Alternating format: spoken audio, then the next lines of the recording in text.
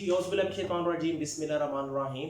आज की वीडियो में हम एक अहम सवाल के ऊपर बात करने लगे हैं और वो सवाल ये है कि नौजवान बच्चों के साथ अपने ताल्लुक़ को कैसे बेहतर करें। बहुत से वालिदैन असातिज़ा ये क्वेश्चन पूछते हैं कि जो नौजवान बच्चे हैं अडल्ट एज में जब बच्चे चले जाते हैं तो वो बागी हो जाते हैं, हमारा उनके साथ राब्ता अच्छा नहीं रहता, वो हमारी बात नहीं सुनते और हमारे कंट्रोल से बाहर निकल जाते हैं। आज आपके साथ मैं 5 पॉइंट शेयर करने लगा हूँ जिन पर अमल करके आप बच्चों के साथ ताल्लुकात बेहतर बना सकते हैं। तो सबसे पहला काम यह है कि आपने बच्चों को समझने की कोशिश करनी है। बहुत से वालिदैन और असातिज़ा ये गलती करते हैं कि वो बच्चे को समझे बगैर हदायत देना शुरू कर देते हैं, वो बच्चे को समझे बगैर डील करने की कोशिश करते हैं, क्योंकि जब तक आप बच्चे को समझेंगे नहीं आपका ताल्लुक बेहतर नहीं होगा। दूसरा काम जो आपने करना है उस बच्चे की सेल्फ रिस्पेक्ट का ख्याल रखना है। बहुत से वालिदैन बच्चों को सबके सामने डांट देते हैं जिसकी वजह से बच्चे की सेल्फ रिस्पेक्ट मजरूह होती है और उसकी इज़्ज़त नफ्स जब मजरूह होती है तो वो दिल ही दिल में नफ़रत के बादल बनाना शुरू कर देता है। और जब नफ़रत के बादल बनते हैं तो वालिदैन और बड़ों और बच्चे के दरमियान एक गैप आ जाता है और ये गैप इस वजह से आता है जब हम बच्चे की इज़्ज़त नफ्स का ख्याल नहीं रखते। सबके सामने ना डांटें।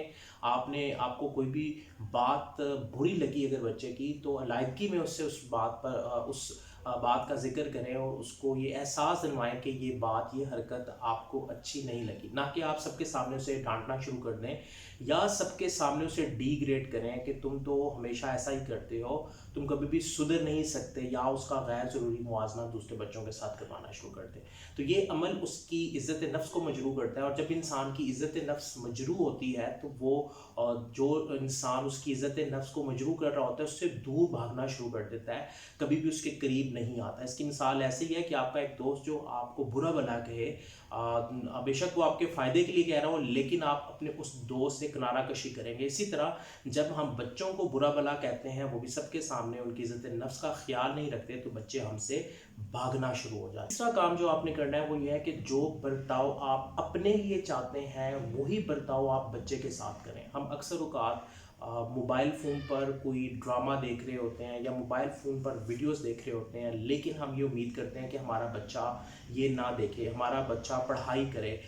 हम जो सलूक उसके साथ बरतते हैं वो हम अपने साथ, अगर हमारे साथ वैसा बर्ताव भी करें तो हमें अच्छा नहीं लगेगा। बिल्कुल इसी तरह आपके बच्चे को भी आपका वो बर्ताव सलूक अच्छा नहीं लग रहा तो आपने ये एक रूल बना देना है कि जो बर्ताव आपके साथ जब कोई करता है आपको अच्छा नहीं लगता, वैसा बर्ताव आपने अपने बच्चों के साथ नहीं करना, वरना वो बच्चे आपसे बागी होना शुरू हो जाएंगे, आपसे दूर होना शुरू हो जाएंगे और आपके और बच्चे के दरमियान जो गैप है वो बढ़ता जाएगा। चौथा काम जो आपने करना है, बच्चे को हर वक्त नसीहतें नहीं करनी। नसीहत का एक तरीका इस्तेमाल करें कि बच्चे से सवाल पूछें। फ़र्ज़ करें कि बच्चे ने अगर कोई गलत काम किया है तो उसको ये ना बताएं कि उसने ये काम गलत किया, बल्कि उससे सवाल पूछें कि उसने जो काम किया है वो ठीक है या नहीं।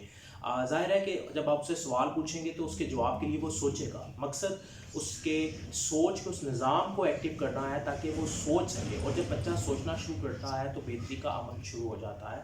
तो आपने बच्चे को हर वक्त हदायत नहीं देते रहना, हर वक्त नसीहतें नहीं करते रहना, क्योंकि बच्चा आपकी नसीहतों से इतना ज़्यादा तंग आ जाता है कि अब उसके दिमाग में एक रेजिस्टेंस, एक दीवार बन जाती है जिसकी वजह से वो आपसे दूर होना शुरू हो जाता है और आप जब भी किसी नसीहत करते हैं तो उसका उस पर असर नहीं होता। अपनी नसीहत को बेहतर बनाने के लिए कि उसका असर बच्चे पर हो, आप बच्चे से सवाल पूछें और इनडायरेक्ट वे में बच्चे के साथ बातचीत करें। इसकी मिसाल ऐसे है कि फ़र्ज़ करें कि आपका बच्चा वक्त ज़ाया करता है तो आप सिर्फ उससे ये सवाल पूछें कि बेटा अगर मैं वक्त ज़ाया करूँगा तो क्या होगा। वक्त ज़ाया करने के बारे में उससे गुफ्तगू करना शुरू करें, उसकी राय लेना शुरू करें। जब आप उसकी राय लेंगे, उसके दिमाग को खोजना शुरू करेंगे तो ना चाहते हुए भी उसके अंदर ये सवाल और जवाब, ये सवाल जब चलेगा कि मैं वक्त ज़ाया कर रहा हूँ तो इसका जवाब उसकी बेहतरी के लिए होगा और उसकी अपनी गुफ्तगू के अंदर ये चीज़ आएगी कि मुझे वक्त ज़ाया नहीं करना चाहिए, क्योंकि वो सोचना शुरू कर देगा। कोई भी तब्दीली तब आती है जब हम उस चीज़ के बारे में सोचना शुरू करते हैं, उसको आइडेंटिफाई करते हैं, उसकी पहचान करते हैं कि गलती कहाँ पे हो रही है। और जब हम बच्चे को सिर्फ नसीहत करते रहते हैं तो बच्चा गलती पर फोकस नहीं कर पाता।